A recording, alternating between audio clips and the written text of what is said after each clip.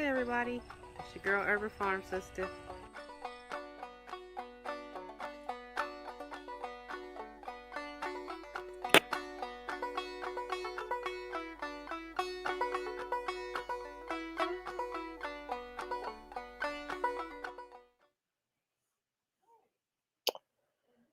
Good evening, everyone. Welcome to my Sunday YouTube live discussion. So I'm giving you guys a few minutes to get logged in. Tonight we're going to talk about, if you guys have any gardening, farming questions. Going to be a Q&A this evening.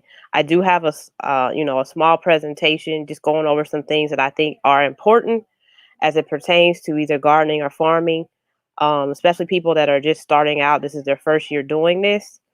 So I thought it'd be a good idea to actually just do this so I can see where people are, see if they're having any problems or if they have any questions, especially for the newbies. Hey, Mimi Brown. Hi, Bianca J. All right, so let's see here.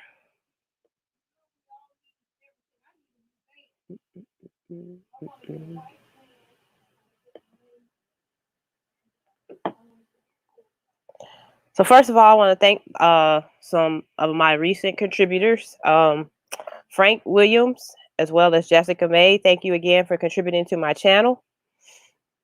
If you'd like to become a support or you'd like to become a contributor or support my channel, first of all, please make sure you subscribe to my YouTube channel. Also, you can support my channel by visiting either PayPal, that's nadiaruffin@gmail.com. You can go to CashApp, that's $ Nadia Ruffin, or you become a patron on Patreon. That's patreon.com/Urban Farm Sister. Hey, Ty Babson. So anybody have any questions or anything about, any of the stuff that I've been talking about for the last few weeks? I talked about a number of different insects and things, some current events that are going on. I didn't know if you guys had any questions before I get into tonight's presentation, as well as the question and answer. So you guys can ask questions as I'm going through the presentation, or if you have questions, I may not cover, you can definitely ask them in the comments. And also I'll have my information at the end if you're interested in like sending me an email or something, because maybe you don't want to ask it on the questions here. You can do that as well. So before I continue with the presentation, Mimi Brown said, "Yes, I'm growing herbs. This is my first year growing. When do I harvest them? My lemon balm is growing like crazy." Usually you will harvest that once you have a lot of lateral leaf development. So when the plant first like sprouted from the seed, you had like those primary leaves. I'm sorry, those cotyledon leaves. Then you had those primary leaves. And after those primary leaves, and the plant starts branching out. Usually, when it comes to herbs, once they've grown about 4 inches or so, you can start cutting off stems.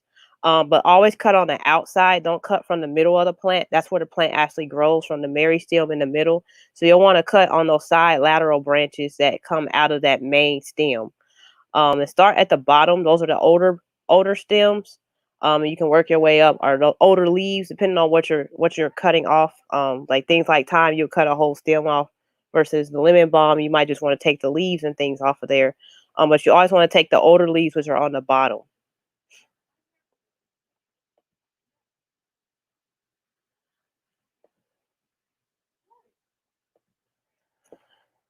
All right, so a little bit about myself for those of you that this is your first time tuning in, you don't really know me and things like that. My name is Nadia Ruffin. I'm located in Cincinnati, Ohio. I'm an entomologist, so that's a person that studies insects. That's why I'm always educating you guys about insects, how to organically control certain ones, and how to, attract beneficial ones, how to identify and things like that. So I'm an entomologist. I'm also a scientist, farmer, researcher, and an educator. I have 2 degrees. I have a bachelor's of science from The Ohio State University. It's in agriculture. My focus was animal sciences, pre-veterinary medicine, and I minored in entomology. I also have a master's of science in entomology from the University of Nebraska. I'm owner of a urban farm here called Kiwi Produce, and I started a nonprofit organization called Agri Academy Inc. I'm co-owner of a new lab called AgriCademy Labs. Okay, so I'm an urban farmer. I grow my plants and things either in hydroponics, aquaponics, or I grow them in soil. Like I said, I purchased an empty lot about 6 years ago, and I turned into an urban farm. So I grow plants on there. I have things running on solar. I have bees. I have chickens. So that's what I do on the urban farm. And from that urban farm, I actually teach, and a lot of the pictures and things that you see in my presentations, they come from my urban farm. I have years of experience in floriculture. My family owns a flower shop here in Cincinnati called Blossoms Florist. My mother was on the news actually the same day I was on the news. She was actually on a different station. They were talking about the florist shop and things like that. But yeah, so we've been in existence for about 42 years here in Cincinnati. I have a background in veterinary medical research. I've worked at the Ohio Department of Agriculture, the Ohio State University, the University of Cincinnati, uh, University of Georgia, and then now, I work on my own. I'm independent. I do all my own research and things, and I run my businesses. I also used to be a disease investigator with Hamilton County Public Health here in Cincinnati, where I would do disease research. Disease investigations to prevent outbreaks. So things like the COVID-19 that's going on now. That would have been something I would have been working on. I would have been trying to, locate people that may have, been exposed to people that were sick and things like that. So I was a disease investigator. That's why you see a lot of, posts when I was talking about COVID-19 as well as other diseases, because that's what I used to do along with the research and other stuff. Oh, nice to meet you also, DT. All right, so today I have an outline of some things that I think are important to talk about. Um, but like I said, you guys can ask questions in the comments and I'll answer them. If I can't find an answer, if I can't give you an answer right then and there, I'll research it and look it up, and then I'll give you an answer that way. But today we're going to just talk about some issues that people may be encountering, especially if they are started their plants indoors and they're about to transplant them outside now that, temperatures are finally starting to regulate. Um, so we're going to talk about lighting issues. We're going to talk about some water issues, nutrient issues, as well as we're going to talk about this concept called integrated pest management, which is a way of controlling insects with using chemical controls as your last resort. So we're going to talk about that a little later. Again, ask your questions in the comments. So, troubleshooting issues. For plants to properly grow, they need proper lighting, adequate water, the correct balance of nutrients, and the right pH. If any of these are out of balance or missing entirely, your plant will quickly start to exhibit problems that can stunt growth or cause your plant to actually die. All right, so plants need light to grow. Plants achieve their best growth under sunlight. When you decide to bring plants indoors, or you need to recreate that light that plant would need plant would normally receive outdoors. Without proper lighting, a plant cannot carry out photosynthesis and other biological processes. Nutrients cannot be absorbed, which causes the plant to grow causes abnormal growth and eventually can cause plant death.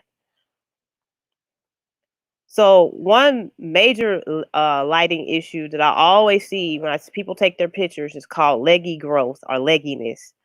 This is when you don't have enough light for your plants, and your seeds that you're sprouting, they get really, really long. And once they get so long, they'll just flop over. The plants never really take off. They kind of keep those, two, or depending on if there's a dicotyledon or cotyledon, which means those are the first, uh, leaves that are developed when the plant first uh, germinates out of the seed. Um, they never develop their primary leaves, and what happens is they just flop over. And once it gets to that flopping over, or if they get so long, what happens is you just have to start all over. The plants are not going to recover and not going to do well. Now, if you have your plant and initially you had it under good lighting, but then you took it out of good lighting and you had it in, not enough or no lighting at all, what happens is that leggy growth can still occur. Um, and the plants will look, kind of elongated, like these tomatoes here on the right.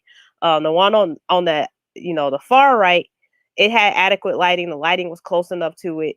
The one on the left, you can tell that it has some stretching going on. The plant will probably be okay if you put it outside, but when it comes to that germination stage, if it doesn't have the right lighting and now those seedlings fall over, you just need to start all over. There's no saving those plants. All right.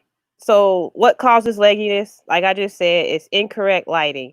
So you cannot use incandescent lights. If you're starting your seedlings indoors and you put them on under like a lamp that's in your house, that is not enough light. It is not the correct light spectrum. Um, a lot of this presentation comes from my classes. I teach hydroponics and I teach soil growing. So a lot of this information comes directly from my classes. But basically, I have videos and things explaining the light spectrums and all that.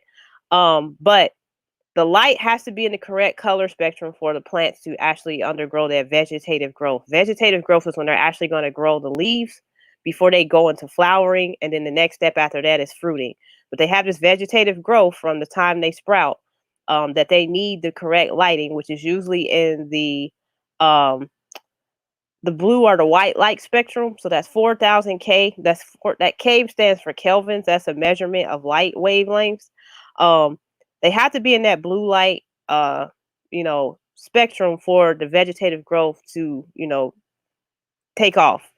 Now, if you don't have a light that can actually give the plant that, your plants are going to suffer. So, like I said, you can't use a lamp, just a regular old lamp. You would have to get a grow light, or if you decide to put your plants in like a window, you have to make sure that window is a south facing window that gets at least 8 hours of direct sunlight. If it's not, or you don't have that, you put it in any type of window, it's not going to allow your plant to grow right. Again, it's not getting the right wavelength of light. It's not getting enough light, and it will suffer, and you will have that leggy growth, and then you'll have to start all over because those plants will flop over. And they just won't do well after that. Oh, so a south-facing window, if you're in your house, you can take a compass or something. You can see where south is. The sun in the south-facing region, it's always, over that area. If you're if you have a window it's on the east or the west or even in the north, your plants are not going to get enough light. So you just can't sit them in any window in your house. Also in the wintertime, the sun is lower in the south, but it still will, project that in that same direction. So you'll still have sunlight on that south facing side. Anywhere else, you won't have adequate lighting still. So you need to check if you're putting your plants in a window, you need to make sure it's a south facing window and that it gets 8 hours of direct sunlight. Now, if there's a tree or something in the way, that's still not enough light. So if you don't have that, you're going to have to supplement some artificial lighting in so your seedlings will grow properly before you actually transplant them outside. So this is at the top right is a grow light that I recommend. It's called it's from Hydro Farm. It's called the Agro Bright Grow Light. Um, it's a little expensive, but it does the job. It's about $100, $121. The 4-foot one. They also have a 2-foot one. If you don't have a lot of space, but the 4-foot light, I usually recommend this one, especially people that are growing in hydroponics and things, because it'll allow your plants to get from seed all the way even up to fruiting. I've grown all types of plants under these lights, especially in wintertime when I can't grow outdoors. You want to make sure though that your light, when you set up your grow light, is that you have it at least 3 inches away from those new seedlings that are sprouting. That's the minimum. That's the maximum actually. You don't want to take it too far away because what'll happen is the plants will try to stretch and reach to that light, and what'll happen is they'll get that leggy growth even under the light. So you want to make sure you have the light close enough, but you don't have it touching them because it can burn them. Even though it's a fluorescent light, it still gets warm and they still will burn plants. You also want to make sure that you have the right lights in there. I recommend you get T5 fluorescents. You can also do T8s. But anything below, like if you did a T12 or something like that, that's just not going to give off enough lights, enough lumens and things like that. And so your plants are going to suffer. So the plants on the bottom in this picture, you can tell where the light was. If it's not directly over top of them, the plants are going to grow in the direction that they see the light. If it's not close enough, they're going to get leggy. If it's too close, it'll burn them. And if it's perfect, you'll have perfect plants that actually sprout and they'll grow and they'll do what they need to do. Now, also, you can get the light too close. Like I said, the light can burn your plants. And you want to make sure that you don't allow the light to touch. So if the plants start to grow and they get taller, you'll want to lift that light up so it does not burn them. I've had plants get burned by fluorescent lights. Now, if you're using LEDs, they don't get hot, so you might be okay if the plants touch, but you still don't want the plants touching the light. You just want, because what happens is they'll start shading out the light, and say you have other plants in the area, they won't be able to get the light as well. So you want to make sure the plants are not touching. But what looks like burn on the tips and things is usually the light burning on there. And there are some, mineral deficiencies as well as some insect damage that can look like burn. So you have to look at, did I have my plant under a light, or did it get burned by the sun, or things like that, before you assume that the plant was just burned by the light. Now, if you're transplanting plants outside, you're gonna have to do a thing called hardening off. So if you grew your seedlings indoors and it's time to put them outside, you need to start conditioning them to go outside. And I see this happen all the time. People, they get excited because it got warm and they instantly go take the plants outside and they put them in the soil, and the first thing the plants do, they just flop over. What happens is that you have babied those plants in your home or wherever you're growing them. So they've had, the perfect lighting, they've had perfect water, the temperature's been regulated, things like that. And then when you throw them outside, it's faced with all types of weird things. So the plant, it gets stressed and it flops over. So what you need to do is you need to harden your plants off. So the week prior to you're going to put them outside. So if you're about to put them outside, say by June 1st, you want to start hardening them off. And what that means is you want to take the plant, if they're in a tray, take the tray outside and let it sit outside for, the majority of the day while the sun is out. Put it kind of in a shaded area so it's not getting direct sunlight, but you want it to get used to being outdoors. And then that night you want to bring the tray back in.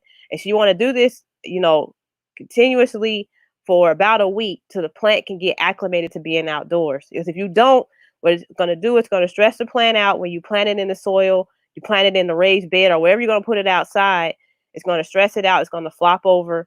And then sometimes it'll take a while before they recover. Sometimes they instantly recover. It depends on the plant. But if you do that hardening off and you bring it out, you take it out, bring it back in, take it out, bring it back in. And if you know a night or a day that it's going to be like really, really cold or something, do not take it outside. Just keep it indoors. But you just want to get it acclimated to going outside so you don't have that problem where it flops over and has to, readjust to being in a new environment. When you put plants outside, they have to deal with, humidity changes, sunlight, now to get exposed to animals, insects, rain, all types of things that it wasn't accustomed to being used to. And so that stresses it out. So any questions about lighting issues before I start talking about watering issues or water issues? Hello, Urban Grandpa Prepper. Any questions? Lighting? All right, so water issues. So plants can have issues if you put too much water or you don't have enough water. It can be devastating for your plants. pH of water can also affect the nutrients dissolving in the water and the plant's ability to absorb those nutrients. So whether you're growing in hydroponics or you're growing in soil, pH is very important. There are a lot of nutrients they will not dissolve in water if that water or the soil and things are not the right pH. You will not get those nutrients to dissolve in the water, so the plant can't actually take them up because they're not even in the water that they're going to suck up in the roots. So you got to make sure pH is correct. We'll talk about pH in a second. But first we're going to talk about water. So watering issues when you don't have enough water. So you need to regularly check your soil for moisture. If you're growing in hydroponics, you need to regularly check either your root plugs or your rock wool or whatever you're starting your seeds in. You need to make sure that they're staying moist. If you don't, your plants will first,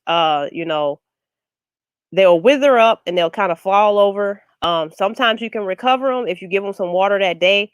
They'll increase what is called their turgor pressure, which is inside the plant. That's the pressure of water inside the stem and the leaves, and that's what causes the plant to stand up. Now, if it's too late and your plants become crunchy, they're dead. There's no recovering that. All the cells and things inside of there have dried up and died, and there's nothing to send the water up into the plant. Um, if you're starting your seedlings indoors, um, you want to make sure, like if you're in a room that's really warm, you want to make sure you're checking those plants, whether you're going to grow them in hydroponics or in soil, because what'll happen is, um, what will happen is that the if it's in a warm room, that water will evaporate a lot faster out of the soil, as well as out of your root plugs and things like that. So you have an increased chance of your plants drying out because the water is going to evaporate a lot quicker. So ways you can overdo that: you can put a humidifier in a room to give the room moisture, but you still want to make sure the plants are getting adequate water, or not. If they're not, they're going to dry up. Also, when you're watering the plants, you always want to try to sub irrigate. So if you have them in a tray and the tray doesn't have any holes in it, and you have them in like those little inserts, you want to pour the water in the tray and let them suck up the water from underneath. And then whatever they don't, once the soil is moist, you want to take them out and pour out the excess so they're not just sitting in the water. If you don't, if you water from the top, what happens a lot of times, you'll have problems with fungus as well as algae growing, because it's on the top of the soil, and it just sometimes just sits there, and it just causes problems. So it's better to sub irrigate if you can. Now, if you can't and you have to water from the top, that's fine as well.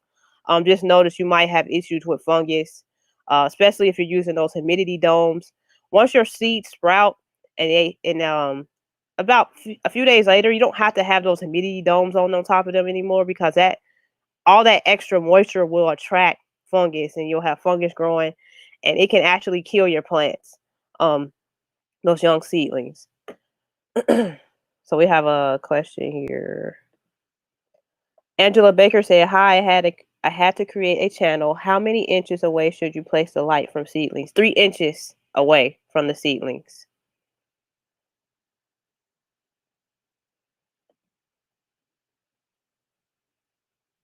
Hi, Sai. How are you?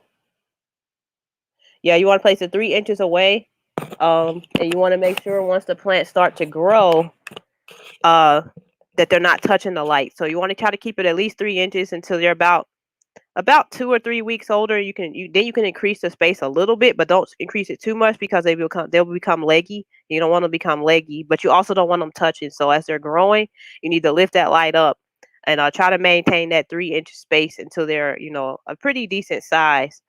Um, but you know you want to make sure that the lights don't touch, because the plant doesn't touch the lights, because it will burn them, and you don't want burnt leaves, damaged leaves. That means the plant has to regenerate more, and then that just takes the plant back to the first stages of having to do the vegetative state. If it has burned leaves, it has to correct that, things like that. Okay, all right. So what if you have too much water? So yes, you can have too much water. Um, I have your system here because this was part of my hydroponics presentation. But you can have too much water in your soil, and too much water in your soil means that your roots cannot breathe. Um, so if your roots can't breathe, your plant is going to drown. And it sounds funny that a plant can drown, but it can drown. Um, so if you're growing in hydroponics and your roots are not, there's no space between the roots and, the bottom where the plant can actually breathe, you're going to have to give it some type of aeration. The same thing in the soil. You don't want to water your plant until the soil is, you don't want to water your plants until the soil has, it's soggy, and you don't want puddles in there. You want the soil just to be, slightly damp. If you pick it up and you squeeze it, like maybe one little drop of water should come out. If you pick it up and it's like pools of water in there, you don't want that, because that will drown your plants. Some symptoms of plants that are drowning, are they'll be drooping, they'll have yellow leaves, they'll also have root rot. Also, when it comes to water, too much water, you can attract what are called fungus gnats. Um, So they look like these little flies that fly around the soil. And what they do is they lay their eggs, and we'll talk about them when I talk about the integrated pest management. But they lay their eggs in the soil, and their larvae can actually damage your roots to your plants, and they can actually, if it's so many of them, and the plant is it's already suffering because it's drowning and it's going through this root rot, they can actually kill your plant.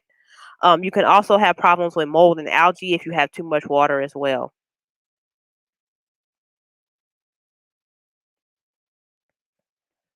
So Urban Grandpa Prepper said, my garden is already planted in containers. This is good information. Well, thank you for tuning in.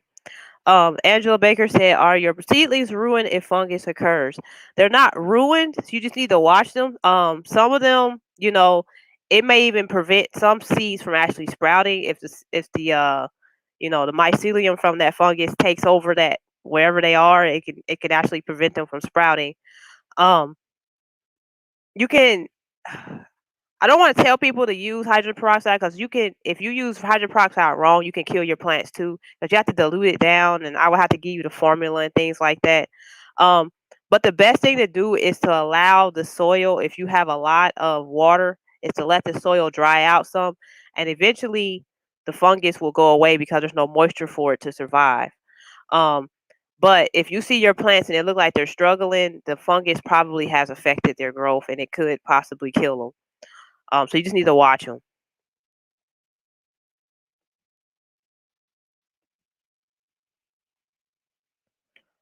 All right. Any more questions about water issues? Again, you want your soil to be damp, not soggy. Same thing if you're growing in hydroponics and you have your plants in root plugs, you want them to be damp, not soggy. Um, if you have them soggy, you're going to have issues with fungus gnats as well as root rot and all types of other things that can happen to your plants. Any questions? If you have them, go ahead and ask them, and I will answer them when they come up. Oops.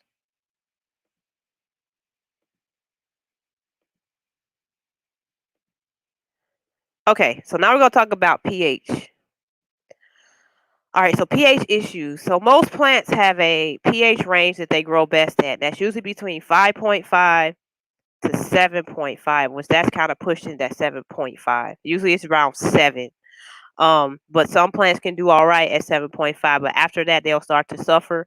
Anything below 5.5, they'll start to suffer, and the growth will, be decreased, and eventually could kill the plant. If the pH is too basic, which means alkaline, or too acidic, the plant cannot carry out its biological processes, and it affects its growth. Nutrients that plants need are soluble at a certain pH in the water.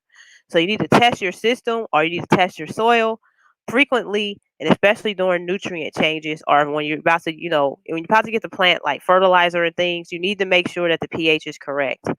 Um, I have some videos talking about pH and stuff. I don't know if they're on my I have to check and see if they're on my YouTube. If they're not, they're in some of the classes. If you're interested in purchasing some of the classes that explains like nutrients and pH and how that goes, how that correlates together.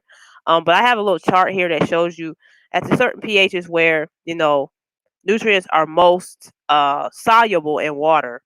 And one of them that's an important. All these are very important, but one of them that's very important that when a plant is about to fruit is calcium. Um, if if the pH is off and calcium can't be absorbed, the plant will have some issues. And I'm not going to give you the answer because that's one of the questions that's for your homework. I want you to look up calcium and things like that, and what that causes, the problem that causes. But just know that the optimal pH usually for plants is between 5.0 and 7.0. So if your pH of your soil or your hydroponic system is off, the plant's not going to be able to get the nutrients, and so your plant's growth is going to be affected because of that. All right, so any questions about pH?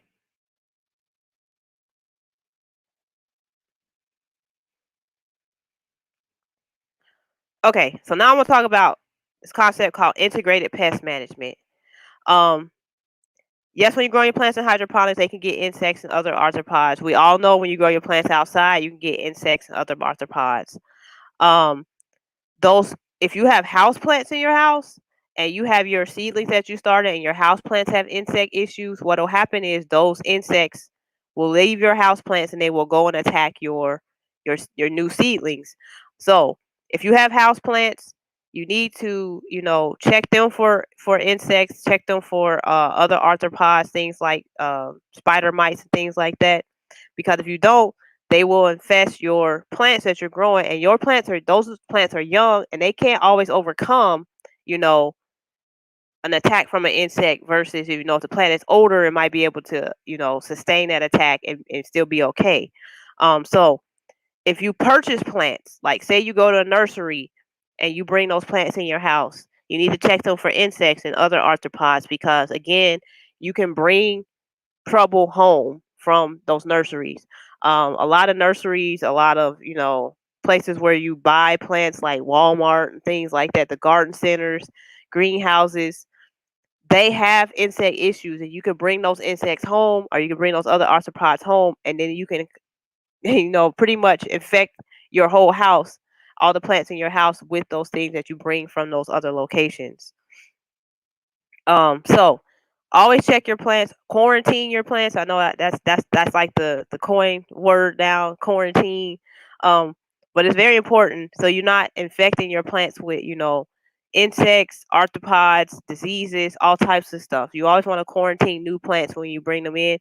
And if you have house plants and they have issues, you need to keep those plants away from your new seedlings. So integrated pest management. Integrated pest management is an environmentally friendly, common sense approach to controlling pests. You focus on pest prevention and you use pesticides only as needed. So the benefits of integrated pest management are you reduce the number of pests, you reduce the number of pesticide applications, and you save money while protecting human, animal, and environmental health. Whoops. All right, so integrated pest management. So you always when you undergo this when you undergo integrated pest management, what you want to think about is this pest is it at an acceptable pest level? And, we always freak out when we see an insect on our plant, and sometimes yes, the insect may be feeding, but is it feeding to a point where it's going to cause irreversible damage to the plant, or is it feeding and then eventually be gone, and that whole population of insects is gone. So acceptable pest levels, the emphasis is on control, not eradication. IPM holds that wiping out an entire pest population is often impossible, and the attempt can be expensive and very unsafe. So preventative and cultural practices. You want to quarantine. You want to do crop sanitation. That's what it means. Remove disease plants, clean, prune, shear, or prevent spread of infection. You want to monitor. You want to make sure you do regular observations. It's critically important. You want to observe, broken into inspection and identification. So you want to once you bring plants in, or once you bring plants in, or once you start plants, you want to just always go and make sure you're monitoring and you're checking for insects. You're checking for diseases and all types of things. Um, the best thing is prevention. You want to make sure those things never come in, but if they do come in, you want to make sure you're monitoring after you've treated for them. You also want to have mechanical control. Should a pest reach an unacceptable level, you want mechanical methods are the first options. They include simple hand picking, barriers, traps, vacuums, tillage to disrupt those pest breeding.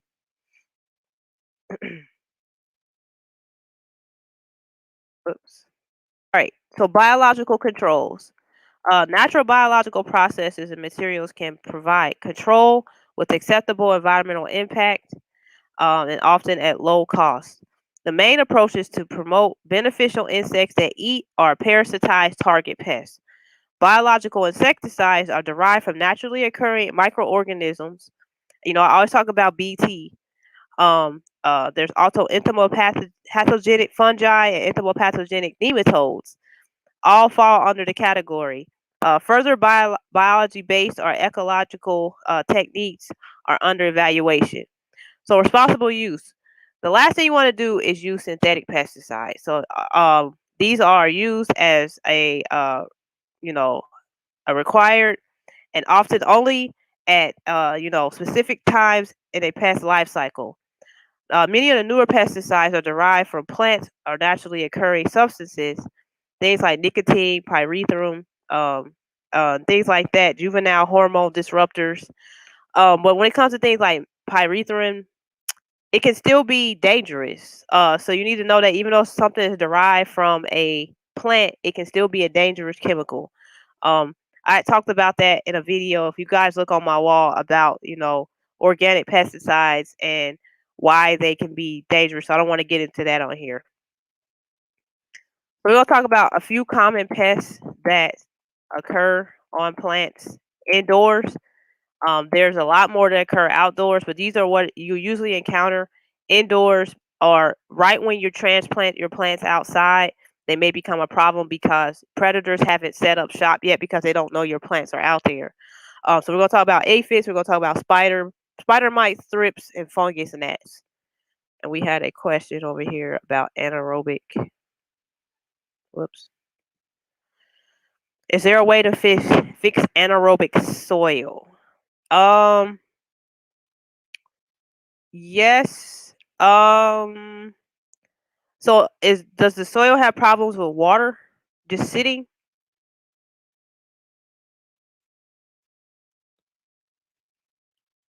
And are you sure it's anaerobic? Um, are you turning the soil over? You can turn it over. You can incorporate things like earthworms into the soil so they can actually make tunnels and trails and allow for aeration to come in. Is the soil real compact? Is it what type of soil is it? Is it clay or has it been tilled? Things like that. Um, Tell me a little bit more about the soil, or you can email me too, because this might be a longer conversation trying to figure this one out. Yeah, I need to know more about the soil itself and what makes you think it doesn't have aeration going through it.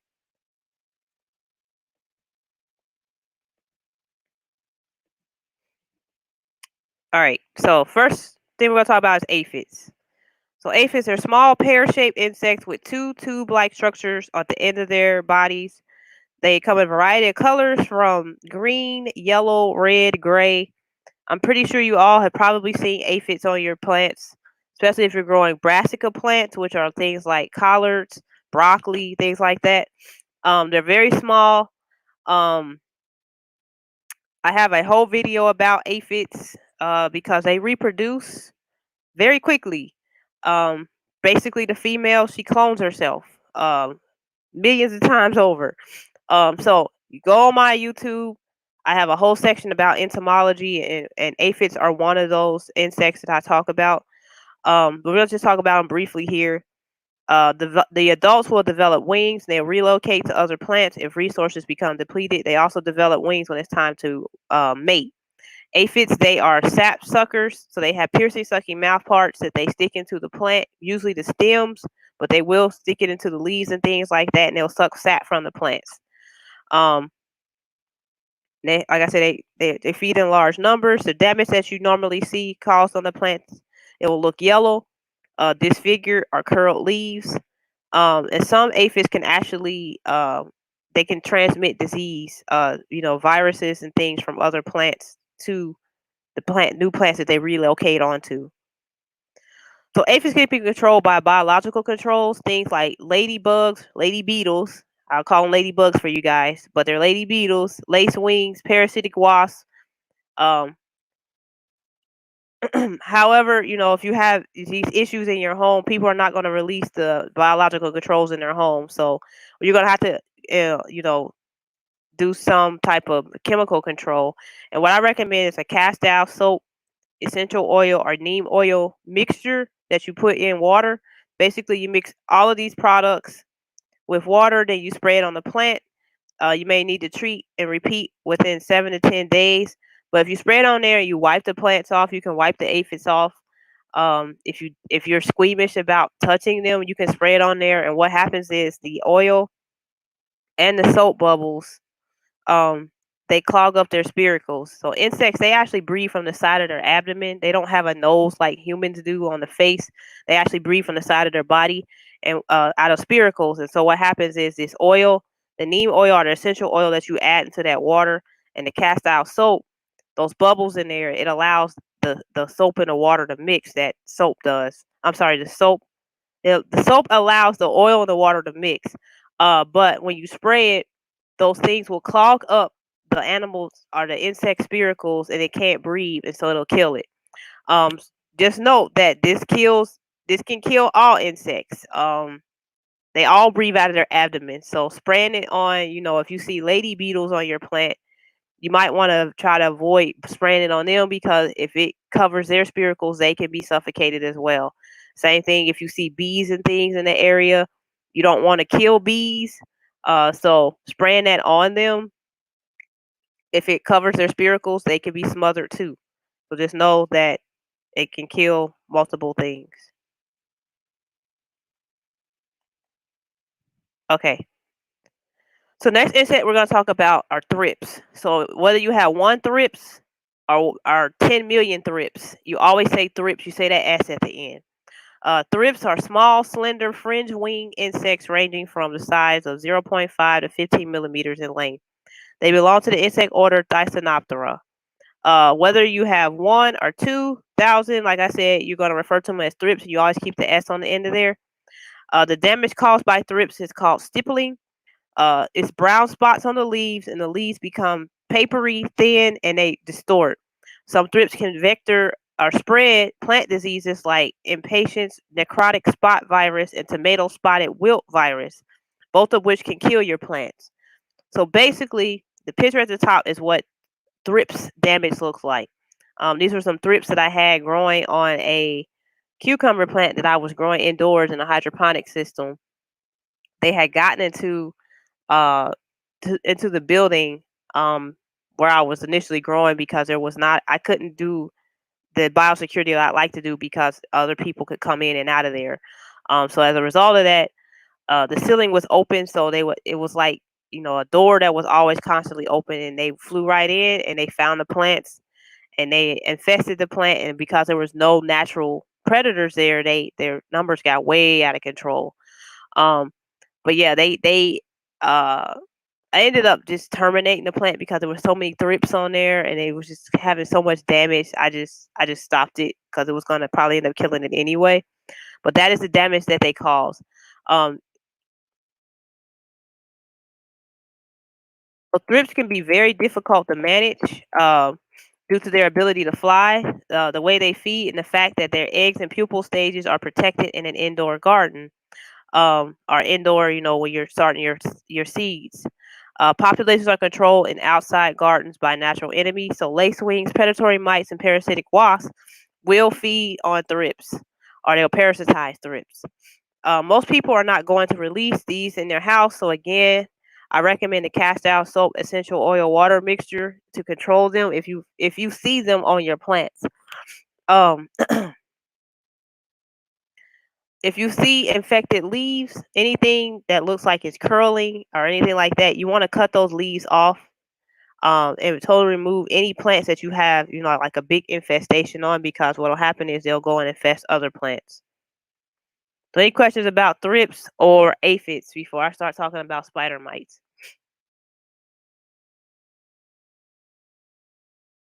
Good evening, Carolyn Rawls. Good evening, Midnight Queen. All right, so spider mites. All right, so spider mites are not actually insects, but they are arachnids like spiders and ticks. They belong to the subclass Acari, which includes mites and ticks. They have 8 legs and a spin web on the underside of your leaves. They are hard to see with the naked eye. They look like tiny moving dots on the leaves. Use a piece of white paper to test for spider mites. There are numerous species of spider mites, but the common ones found on indoor plants are the two-spotted spider mites and the red spider mites. Spider mites, they're also sap feeders, so they use their piston sucking mouth parts to suck the sap out of the leaves. Leaves will have spots where they have been feeding. They also disfigure the leaves. They'll turn brown. They'll wilt, and they may even curl up. And they also cause defoliation, where your plant will lose a whole bunch of leaves at once. This can be bad for a young plant, or I mean any plant. If it's losing a lot of leaves and you don't correct this problem, it could eventually kill the plant. So to manage spider mites, you want to inspect the underside of leaves for webbing. This is the most obvious sign. You'll see what looks like webs on your. It'll actually be webs on your plant, and you might even see some of the spider mites in the webs. They're very very tiny though.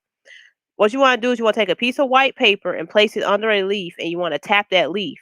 If you see tiny dark specks moving on that paper, you have spider mites. Use the cast out soap essential oil soap spray. Spray both sides of the leaves and take a sponge and wipe the leaves. Now, you can't do them like the aphids. You're going to have to wipe them off. Um, so if you're squeamish, I would suggest that you uh, put on some gloves or something and wipe them off with a paper towel or sponge or whatever you have available. And you're going to have to repeat this 10 to 14 days until you don't see any more mites. So 10 to 14 days is their life cycle. So usually within 10 to 14 days, if you missed any eggs or you missed any adults, they will reproduce in that time frame. So you're gonna have to keep doing it until you don't see any more. Usually that time frame too, your plant will start to actually refoliate itself if it causes defoliation. Your plant will actually start to look a lot better once you get this problem under control. If you ignore the spider mite problem, like I say, it can kill your plant. All right, fungus gnats. Fungus gnats belong to the order Diptera, which are true flies. They are the same order as mosquitoes, house flies, and fruit flies. Fungus gnats are small flies that look very much like, fruit flies, but they infest soil, compost, and other decomposing organic matter. They can become a real problem in hydroponic systems because the environment is normally has high humidity, organic matter, and moisture, and will attract these pests. Plants also in soil can have problems with fungus gnats. If you're overwatering, that water will start to rot any organic matter in there. So say the plant dropped leaves and they fell in the soil and you didn't take those out of there and you're watering it and it's really, really damp, those leaves will start to break down, and that's what the fungus gnats need to lay their eggs on. Their larvae will feed on that organic matter, but the problem is they will also start feeding on your roots. Plants that are also commonly grown in coconut coir or peat can have a real problem with fungus gnats because these substrates are themselves plant matter, so they're going to break down. And if you have too much water in there, it's going to attract those fungus gnats. So the adult flies themselves are not the problem, it's the larva that causes the issues. Fungus gnats larvae can also be found in root plugs and rock wool substrates commonly used in hydroponics. They feed on the fungus of the organic matter growing of these substances. They will also chew on the roots, and the larvae are the damaging stage of these insects. Adults, again, do not feed at all, but they reproduce and they lay their eggs in there, and their larvae do feed. So the damage caused by fungus gnat larvae is stunted or slow growth. It's the first indication that these larvae are present. If you do not get the infestation under control quickly, plants can be killed, especially young seedlings and immature plants. It may also look like root rot. So what you're gonna have to do, you're gonna have to look at the plants and see, am I watering too much? If you do water too much, then you're gonna have to cut back on the watering. So how do you manage fungus gnats? For the adults, you're gonna use what are called yellow sticky traps. They are very effective against adult control. Um, For the larva, you need to clear all dead plant matter from around your plant. So any leaves or anything that falls from the plant and falls in the soil, you need to clear that out of the soil. Leaves that have fallen in the water or around the base of the plant offer the perfect meal for fungus gnat larvae. If you suspect you have infestations, first check your soil as well as your substrate around the roots for tiny white larvae with black heads. So they look like these little maggots. I think I had a picture of them on this previous page. Kind of hard to see, but they're in that top picture right around the roots. You see a little white thing and it has a little black head. They're very small because you think about the adults. They're gnats, so they're really little. Then what you're gonna want to do is add BT to your soil or BT to your hydroponic system. So BT is a bacteria. It's called Bacillus thuringiensis israelensis. Uh, and what it is the same thing that they use for mosquito dunks. I don't know if you guys ever seen that. I talked about that when I talked about mosquitoes, mosquito dunks. You can take those mosquito dunks, you can crumble them up. If they have the actual little, um, call them little pellets, you can use those as well. But basically, what you're going to do if you're growing in soil, you're going to put it in your soil, and you're going to water it into there, and that water will activate those little pellets or the crumbled dunks, and it will cause that bacteria to come to life. And what happens is that bacteria will actually kill the larva. It's only specifically targets fly larva. This particular BT. There's other BTs that target caterpillars and things like that. Um, but this particular one targets fungus, gnats, drain flies, and mosquitoes. So if you're having issues with drain flies too, you can use the same thing on them, the BT. People commonly use 35% food grade hydrogen peroxide rinse. You have to dilute that down because if you don't, you can end up burning your plants with the peroxide at 35%. That's a pretty strong hydrogen peroxide. That's not the one that you get, over the counter in the first aid section. There's a food grade kind that's a lot more caustic. All right. So anybody have any questions about that was the last insect? Anybody have any questions about any of the things I talked about this evening? Hello, Kendall. How are you? All right. So you guys have a little homework if you choose to do it. This will help you out, especially if you're experiencing problems on your plants. It's only 4 simple questions. It's not the long, drawn out, research papers I usually have you guys do. But first, I want to know, how do you control caterpillars on your plants? Then the second question is, how do you control flea beetles on your plants? If you don't know what these are, I have videos about all of these, and I actually have the solutions to them as well in those videos. So they're on my YouTube page. Then I want to know, what causes blossom end rot, and what does it mean to direct sow? So if you choose to answer those, you can send those answers to me at urbanfarmsister@gmail.com. If you choose to take and do those questions, I would appreciate it. Let me know you guys are paying attention and you're watching my videos. I also have, more classes and information on my school website, kiwiproduce.com / I'm sorry, kiwiproduce.farm / school. You can visit the website, you can take courses, classes, and find all the information used to make this presentation. I want you guys to know I have a mushroom cultivation course coming up on June the 6th at 12 p.m. Eastern Daylight Time. We're in daylight time now. It's going to be a live webinar. The price is $35. You will learn how to cultivate mushrooms in your home. You'll learn about, mycology, as well as, small scale mushroom farming and things like that. So if you're interested, you need to go to kiwiproduce.farm / school and you can register. If you have any other questions after, I answer the questions that I see coming up over here in the comment section, you can send me an email, urbanfarmsister@gmail.com, or you can find me on social media, Twitter, Facebook, YouTube, or Instagram. You can send me a direct message or whatever, inbox, whatever they call it on those systems, and I will respond when I get an opportunity to. So I think we have a question over here. AB, what's the ratio to dilute the hydrogen peroxide? I would have to look that up. I don't know that offhand, and I can look that up and I can email it to you. So just send me an email so that I can email that ratio to you. But yeah, I don't know that formula offhand. Also, I will post the formula for the cast out soap solution. Actually, it's on my aphid video. If you watch the aphid video, that formula is on there for that. It's like a gallon of water and so much soap and so much oil that you mix together. But you can get that off that video. So if you send me an email, AB, and just tell me that you want the hydrogen peroxide dilution, I can get you that information.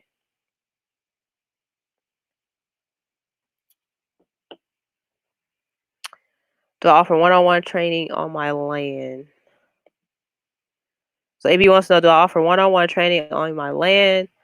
Um, yes and no. Not right now because we still had a social distancing and stuff. There may be some classes in the future. Um, so I'll let you guys know once this whole COVID-19 thing is going around, over or whatever I don't know what they're gonna do. They forever changing every day. About some in-person classes, but as of right now, I'm just doing most stuff online. I can, if you have issues, you can schedule a consultation. I do consultations for $35 an hour, and I can do them on FaceTime. And if you have an issue, like we can do it through video and things like that. But as of right now, no on farm training at this point.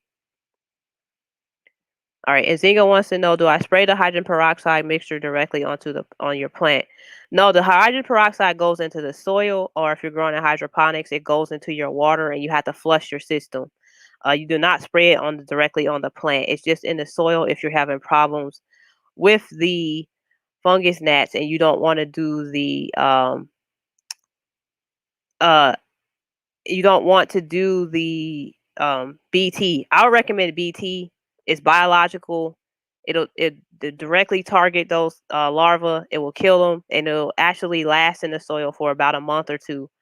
Um, the peroxide, it'll help with things like algae and fungus and things too. But if you do it wrong, it can be too strong for the plant. So if you're having problems with fungus gnats, I would just get the BT, the mosquito dunks, and put that in the soil and water it in, and then allow the plant to dry out, like the soil to dry out before you water it again. Because that's the problem, is that you have too much water in the soil if you're having problems with fungus gnats. Vale said, hi, Vale. Um, Vale said, I missed this. Will it be saved? Yes, it'll actually be saved. The YouTube videos, it takes them about 12 hours to post after the live. This also live streamed on my Facebook page. So if you want to go there and watch it on Facebook, you can watch it on Facebook also. So it probably won't show up on YouTube until in the morning. If you have the link, if you have that link still, you can watch it on the link, but it won't show up on my, like my newest videos until in the morning. It's been taking forever, I guess, because everybody's using YouTube and making videos. It's kind of like a backlog. But if you go to Facebook, Urban Farm Sister page, you can actually watch it on there as well. And Zinka said, "Thank you. You're welcome." All right. So, anybody have any other questions before I get on out of here? I'm actually on time today. I started on time and having technical difficulties, and I'm ending on time today. Um, but if you have any other questions, I can answer them real quick. If not, like I say, you can send me an email or find me on social media, send me a direct message. I hope this was helpful, especially people that just started plants. This is their first time gardening, first time farming, first time, starting seeds, plant from seeds and things like that. Like I say, even if you're going to buy plants from the nursery, you want to make sure you check them for insects, pest insects, and things like that. Because if you don't, you can bring trouble home, and that's the problem you're going to have to deal with outside, as well as if you're bringing these plants in your house and things. No, a lot of people bring plants in the house during fall because of winter.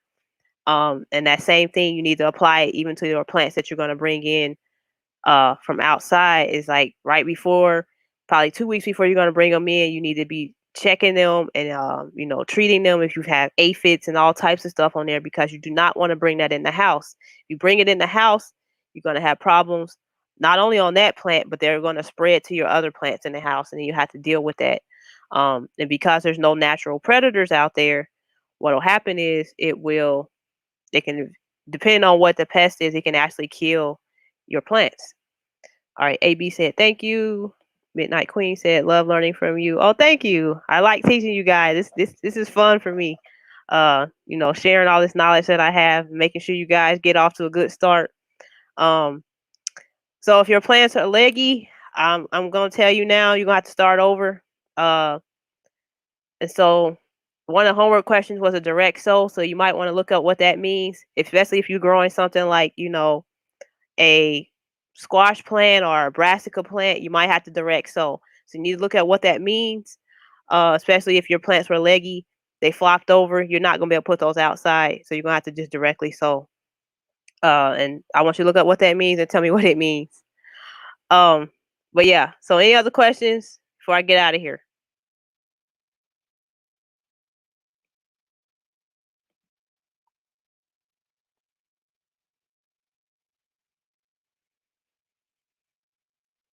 No questions? All right. Again, thank you for tuning in. Make sure you subscribe to my YouTube channel. Also, if you'd like to support this channel, you can do so by visiting my Cash App, my PayPal, or you become a patron on Patreon. That's patreon.com/Urban Farm Sister. I appreciate you guys and thank you for tuning in. And I will talk with you later. Bye.